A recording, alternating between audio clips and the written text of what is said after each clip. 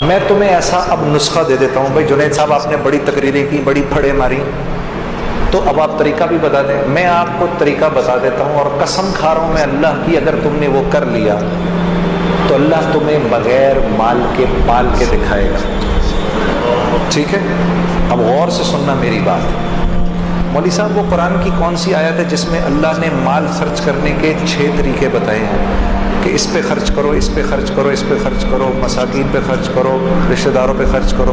ایک آیت ہے، کوئی حافظ اگر ادھر بیٹھو آپ کو یاد آ رہا ہے؟ ذرا بتاتے جاؤ۔ پہلے کس کا نام لیا؟ سب سے پہلے اپنے مال کے 6 حصے کرنے ہیں۔ آج کے بعد جو گھر میں پیسے آئیں گے اس کے 6 حصے کرنے ہیں، ٹھیک ہے؟ غور سے سن لو، جو گھر میں پیسے آئیں گے اس کے کتنے حصے کرنے ہیں؟ 6 حصے کرنے ہیں۔ سب سے پہلے کس پہ خرچ کرنا ہے؟ فقراء پہ خرچ کرنا ہے، ٹھیک ہے جی؟ سب سے پہلے کس پہ خرچ کرنا ہے؟ پھر کس کا نام لیا؟ پھر مساکین کا، جو مسکین ہیں بیچارے، ٹھیک ہے؟ پھر اس کا نام لیا، ہاں یہ عاملین کون ہوتے ہیں؟ جو اچھا، یہ وہ والی آیت ہے جس میں گردن چھڑانے والوں کا بھی ذکر ہے، ٹھیک ہے نا؟ پھر جو کسی نیک مقصد میں اپنے مال کو، آپ کے مال کو خرچ کر رہے ہوتے ہیں نا، ان پر علماء سے پوچھ لینا عاملین کس کو کہتے ہیں۔ یہ تیسرے لوگ ہیں جن پر خرچ کرنا ہے۔ چوتھا کون ہے جی؟ جن کو دین کے قریب کرنے کے لیے، ہاں، جن کو دین کے قریب کرنے کے لیے، یعنی جو اللہ کے راستے میں، یعنی جو قریب آ رہا ہو اس پر خرچ کرنا، جو دین کے قریب آ رہا ہو اس پر خرچ کرنا۔ یہ نہیں کہ دعوت دینے گئے تو اسی کے گھر میں کھانا شروع کر دیا جی۔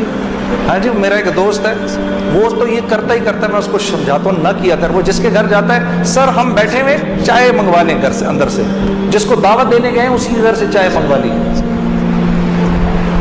جس بندے نے مجھے وصول کیا تھا، جنید غنی نے، وہ مجھ پر پیسہ خرچ کرتا تھا، اتنا کہ میں شرم کے مارے مجھے سمجھ میں نہیں آتا تھا میں کیا کہوں، میں اس کی ہر بات مان لیتا تھا، وہ مجھ پر خرچ کرتا تھا، ٹھیک ہے؟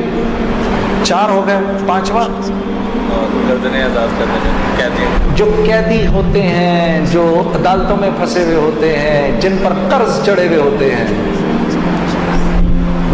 اللہ کے راستے، وابن السبیل، اور جو اللہ کے راستے میں ہوتے ہیں۔ 6 تو یہ ہو گئے۔ اپنے مال کے کرو 7 حصے، اور 7واں حصہ گھر والوں پر۔ اب یہ بات تو بڑی، پھر سمجھ رہے ہو کہ پاگل ہونا، ہاں کوئی گل نہیں، میرے نبی نے اللہ کا ذکر ایسے ہی کرنے کو کہا کہ لوگ تجھے پاگل ہی سمجھے، تو پاگل بھی اگر سمجھ رہے تو کوئی بات نہیں۔ اپنے مال کے کرو 7 حصے، اور اگر تم نے اس طرح مال خرچ کر لیا،